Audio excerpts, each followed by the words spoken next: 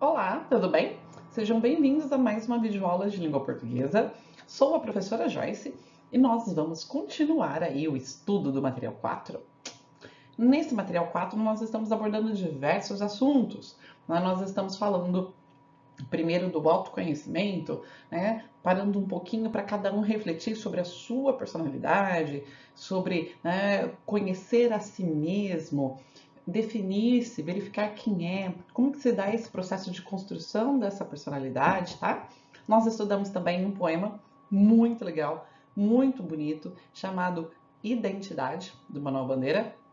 E esse poema, ele falava justamente sobre isso, né? Em que o garoto, ele não sabia exatamente quem era. Ora ele se comportava de um jeito, se sentia de um jeito, e ora ele se sentia completamente diferente, o oposto. E quantas vezes nós também não somos assim? Às vezes a gente age de uma forma, gosta de uma coisa um dia, e depois no outro dia tem um gosto diferente, tem um comportamento diferente. Então, eu deixei para vocês na última aula uma atividade sobre isso, sobre esse poema, tá?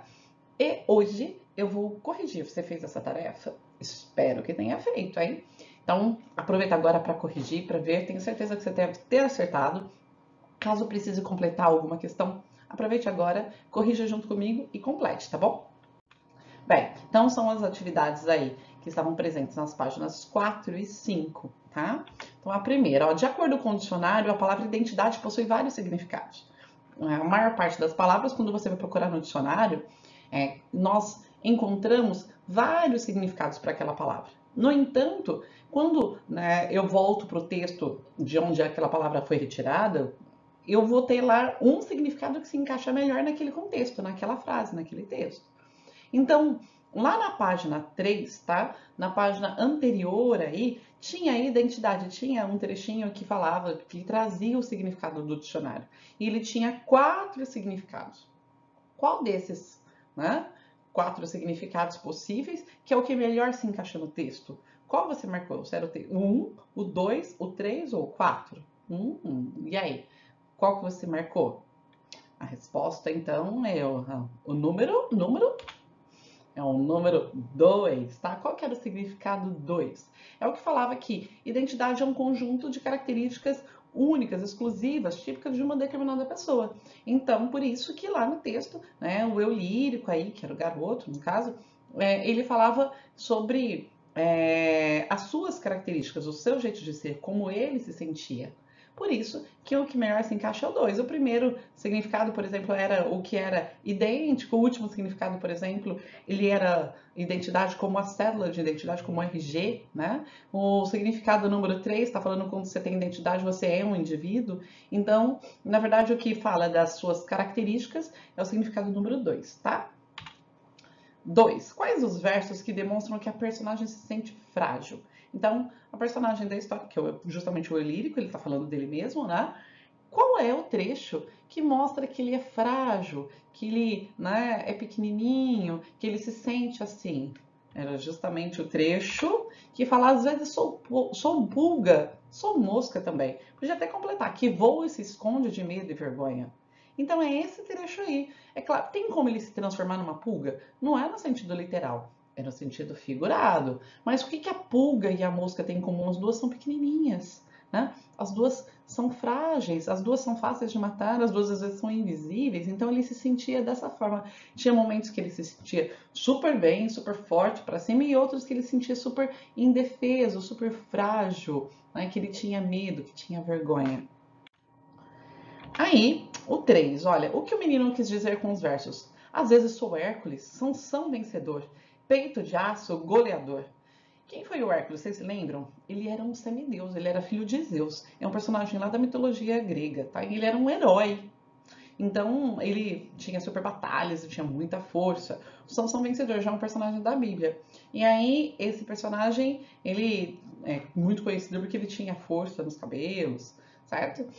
Peito de aço, goleador. Por que peito de aço? Muito forte, goleador, muito bom. Então, o que ele quis dizer? Que às vezes ele é forte, ele é resistente, ele é vencedor, né? E enquanto ele se sente muitas vezes frágil, outras vezes ele se sente muitas vezes forte, né? Resistente. 4. Às vezes, nem eu mesmo sei quem sou. Por que a personagem fez essa afirmação? Por que que ele disse, então? Porque o eu lírico ele diz assim que nem sempre ele sabe quem ele é. Tem como nós não sabermos quem nós somos? Não é literalmente, mas é não saber qual é a sua personalidade. Quais são as suas características? Então ele fala que às vezes nem ele sabe do que ele realmente gosta. Já aconteceu com vocês? Comigo já. Um dia, por exemplo, nossa, eu amo tal cor. Eu adoro. Não chega no outro dia. Eu acho que eu não gosto mais disso, não. Um dia eu adoro sair. Outro dia falar, não quero sair, não. Gosto de ficar em casa. Então, às vezes, a gente parece que é muito contraditório, certo? Então, é porque o menino está vivendo justamente uma fase de dúvida, da incerteza, que é a característica própria da idade. Nós falamos que provavelmente ele deve estar aí no final da infância, no partir da puberdade, talvez indo para a adolescência, que é a fase que as pessoas vão construir a sua personalidade, vão realmente descobrir quem são. Se nós, às vezes adultos, já nos pegamos nessas situações contraditórias, imagina uma criança ou um adolescente. A questão 5, ela pedia aí que você citasse os versos em que o menino refere-se ao modo como ele é tratado pelas pessoas. Vocês conseguiram achar? Tinha uma dica de pontuação aí que facilitava encontrar. Tinha aspas. Então havia 2 trechos que tinha aspas, que eram justamente os trechos do quê? De que alguém falava com ele, que alguém se dirigia a ele, que alguém falava sobre ele, tá? Então vamos lá. Às vezes sou o meu queridinho e às vezes sou o moleque malcriado. Por quê, né? O meu queridinho e o moleque malcriado são frases que ele ouve. Então, são formas com que ele trata. Também, novamente, contraditórias. Que o meu queridinho e o moleque malcriado são coisas opostas, certo? Na sua opinião, em que momento o menino recebia essas formas de tratamento? Do meu queridinho e do moleque malcriado? Quando que a gente fala, meu queridinho, meu lindinho, meu amorzinho, né? Quando você faz uma coisa positiva, legal, não é verdade? Quando tem um bom comportamento. E moleque malcriado é o oposto, né? Quando responde, desobedece. Então o menino recebia esse tratamento, meu queridinho, quando era bonzinho, quando às vezes ajuda em casa, quando é gentil, quando é bom, né? E moleque mal criado quando fazia alguma coisa que não gostava, às vezes respondia, era mal educado, tratava às vezes os pais com falta de respeito ou com quer que fosse que estivesse falando isso. 7. A identidade do menino ela é construída a partir de expressões que têm sentidos contrários, não é? Falamos isso em várias questões. Comprove essa afirmativa com palavras do poema. Então eu tenho aí várias passagens que mostram que ele tem sentimentos contrários, contraditórios. Eu tenho lá o meu queridinho e o moleque malcriado. Então essas duas expressões são opostas. Tenho também expressões que falam que ele é importante, que ele é forte, né? Como rei, herói voador, jogador campeão, né? Que ele é um vencedor. E tenho expressões como pulga e mosca, claro, todas no sentido figurado, mas que representam coisas distintas, completamente diferentes, contrastantes. E agora, após terminar a correção desses exercícios, nós vamos fazer uma análise sobre a linguagem, um pouco do poema. Tá? Então, nós vamos fazer uma análise e reflexão sobre o uso da língua. Nós vamos falar de sinônimos e antônimos. Tenho certeza absoluta que você já estudou sobre isso muitas vezes, muitas. Por quê? Porque é uma matéria que você começa a ver lá no segundo, terceiro, quarto ano. E ela continua sendo importante, sempre. Nós temos que usá-la, principalmente aí eu tenho sinônimos muito presentes na nossa vida, tá bom? São palavras parecidas, ó, sinônimo, antônimo, qual será? Será que elas são coisas iguais ou são coisas diferentes? Essas setas aí tá cada um indo para um sentido, justamente porque elas simbolizam que os significados delas são opostos, são contrários, são bem diferentes também. Antônimos. O que são os antônimos? Antônimos são palavras de sentidos opostos, contrários. Então, quando eu falo esse anti aí, sempre palavras que começam com anti, né? Anti-inflamatório quando tem o i, aqui antônimo, né? Ele sugere oposição, combate, o contrário, certo? Então, eu tenho aí coisas contrárias. Que tipo de coisa contrária? Coisas como medo e coragem, coisas como vencedor e perdedor e muitos outros exemplos. Dia e noite, claro e escuro, certo e errado, alto e baixo e assim por diante. Nós poderíamos fazer uma lista gigantesca de antônimos. Quando que nós usamos antônimos? Quando nós queremos enfatizar justamente o contraste, a grande diferença, a oposição, certo? De dois extremos, né? Que eu tenho de um lado de um jeito, o outro completamente oposto. E aí, às vezes, como que eu vou fazer esse antônimo? Às vezes são palavras completamente contrárias, né? Como dia e noite, mas tem algumas palavras que dá para fazer com um mecanismo linguístico bem interessante. Basta que eu coloque um prefixo de negação. Que é isso, professora? Prefixo. Vamos pensar na palavra, ó. Prefixo. Tudo que é pré quer dizer antes. E fixo de fixar, de colocar ali. Então é quando eu fixo, quando eu coloco alguma coisa antes da palavra. Então tem alguns prefixos como os des, in, né? O in com M ou com N, I, A, que eles vão mudar o sentido da palavra e transformá-la no sentido oposto. Por exemplo, provável, improvável, quer dizer que é aquilo que não é provável. Fiz um antônimo apenas acrescentando algumas letras antes da palavra. Eu tenho vários exemplos, então olha, abrigado, desabrigado, certo? Esse des quer dizer que não está abrigado. Feliz, infeliz. Típico, atípico. Legal, ilegal. Então são todos aí exemplos de antônimos. Viram que recurso muito interessante? E aí a pergunta que pode me fazer, né?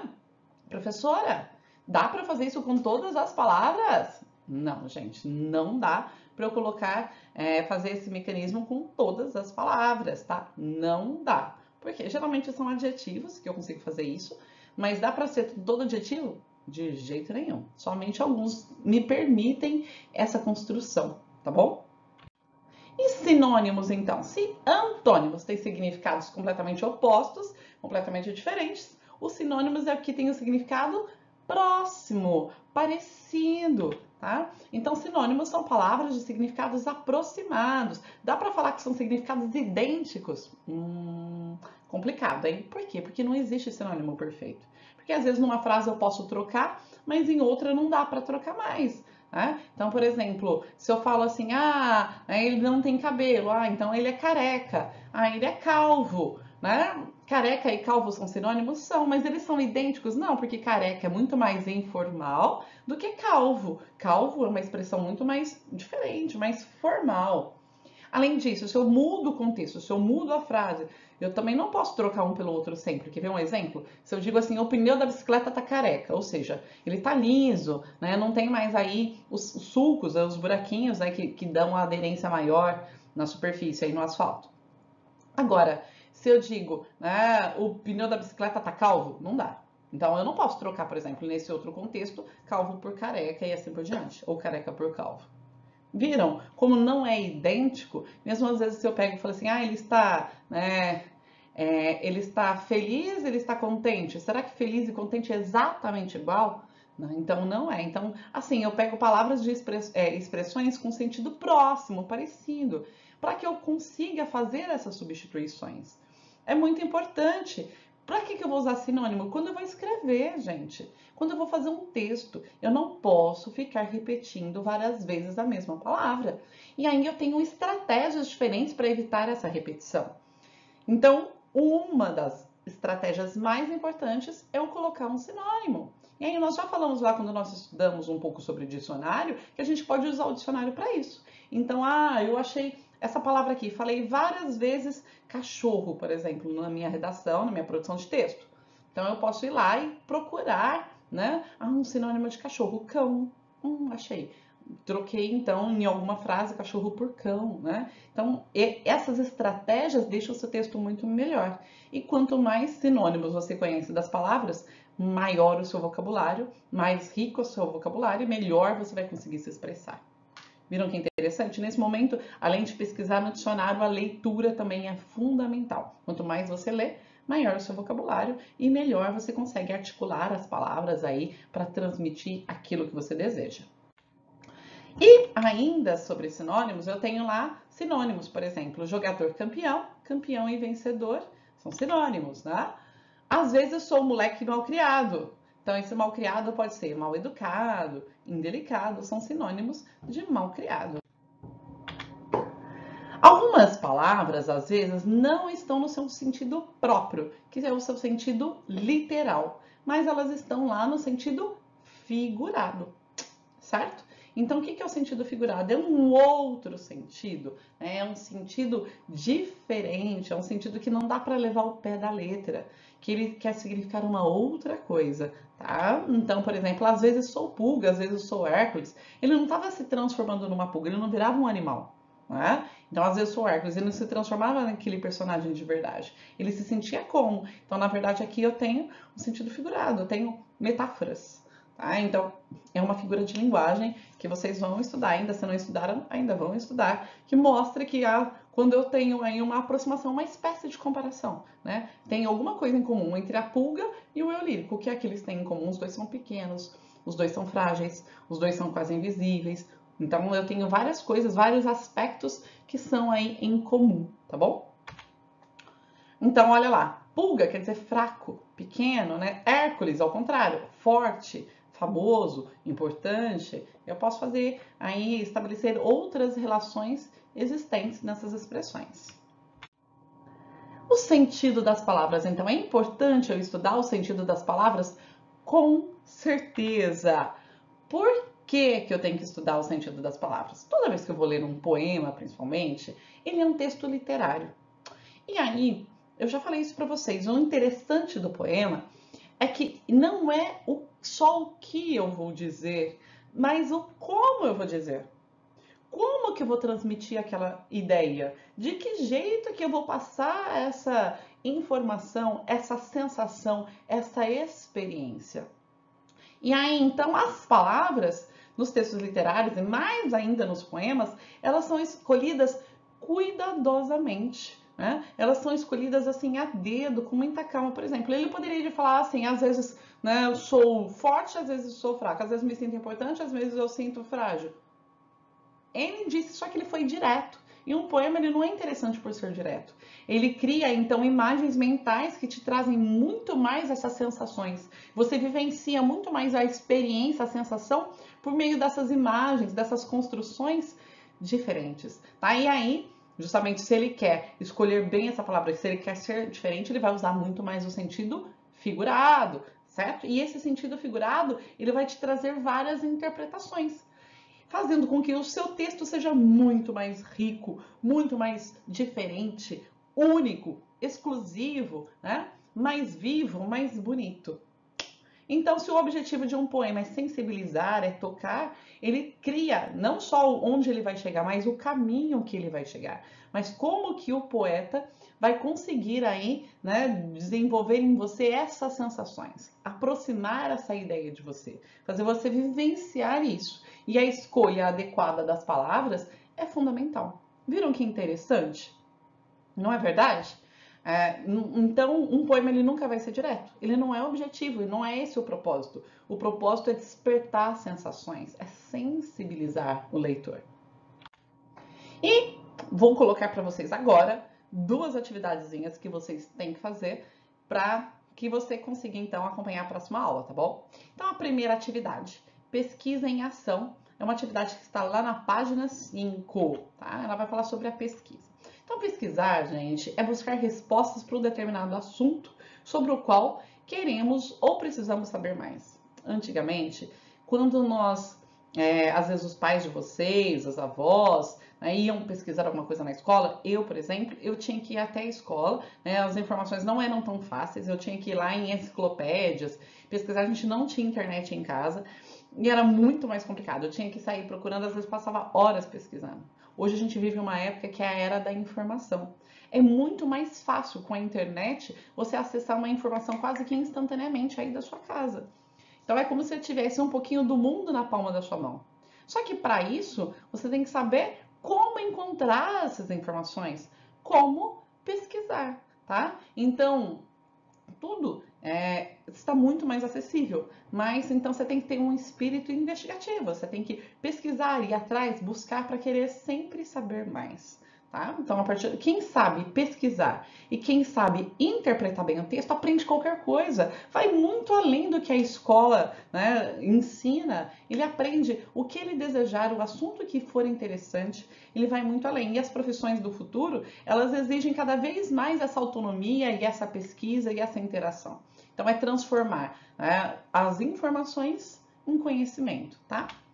Para isso, então, precisamos desenvolver esse espírito investigativo e buscar as informações. Pesquisar, seja em livros, na internet, consultar as pessoas, né? Às vezes pessoas mais velhas, outras pessoas que conhecem mais, assistir a vídeos. Hoje em dia, gente, o YouTube tem de tudo, tem tutoriais para tudo. Nós aprendemos a fazer tantas coisas importantes lá, né? Então é muito fácil, tá aí na mão. Então é importante que nós sempre busquemos aprender mais, tá? O que vocês vão fazer então? Sabendo que Sansão é uma personagem da Bíblia, já falei isso, né? Hércules pertence aí à mitologia grega, vocês vão pesquisar um pouco mais sobre isso. O que era a mitologia? O que era? Quem foi Hércules? Já falei um pouquinho de Hércules, mas procura saber mais sobre ele. Será que você já assistiu algum filme que falava dele? Né? Onde se encontrava a força de Sansão? Já falei, procura um pouquinho aí, dá uma pesquisada sobre Sansão, leia mais, anotem no seu caderno as principais informações, faça um resuminho e manda para o seu professor, certo? Então, aproveite para você se aprofundar no seu conhecimento e saber mais sobre esses detalhes que estão presentes lá no texto. E a outra atividade é a hora de escrever? Está na hora então de colocar a mão na massa? Vocês vão fazer o quê? No texto identidade, o menino, ele fala de como ele é, certo? De como ele se sente. A maneira pela qual ele é tratado pelas outras pessoas. E aí, agora é a sua vez. Você que vai escrever um texto e falar um pouco de você. Como você se sente, quais são as suas angústias, o que te deixa feliz, o que te deixa triste, né? O que te emociona, o que te toca, aquilo que você mais gosta de fazer. Né? Olhe um pouquinho para você, pare um pouquinho, pense sobre aquilo que você mais gosta, né? Sobre quem é você. E aí, quem é você? Como que eu devo escrever? Que tipo de texto? Você escolhe. Quer fazer um poema? Incrível, ótimo. Não quer fazer um poema? Faça do jeito que você quiser. O mais importante é justamente esse processo de conhecer-se, né? De olhar para si, de se autodefinir, de se entender, de compreender as suas emoções. Certo? Capriche. Não se esqueça de revisar seu texto depois, certo? Sempre que você escreve, o texto da primeira vez que nós escrevemos nunca está muito bom. Isso é normal para qualquer pessoa, até mesmo para os maiores escritores. Todos precisam fazer um processo de revisão, de aprimoramento. Por quê? Porque às vezes as ideias vêm na nossa mente, parece que está claro, mas na hora que nós vamos lê-lo, nós vemos que o nosso texto tem uma série de probleminhas. Então, reveja. Procure no dicionário as palavras cujo significado você às vezes tem dúvida. Procure também no dicionário se aquela palavra tem acento, você está na dúvida se como que ela é escrita. Tá? Veja sinônimos para não ficar repetindo aí o significado das palavras. Já que a gente falou tanto de dicionário, usa o dicionário um pouco também para fazer essa atividade. Tá certo? Não se esqueçam, então, coloca um título depois, capricha, faça uma revisão e mande esse texto para o seu professor. Lembrando que todas as produções de texto, elas valem nota. Os professores usam aí como uma forma, um critério de avaliação. Então, não deixe de enviar para o seu professor, que com certeza ele vai adorar ler o seu texto e, além disso, conhecer melhor você, saber um pouquinho mais sobre você, tá bom? Espero que vocês tenham gostado da aula. Um beijo. A gente se vê na próxima aula, então. Até mais!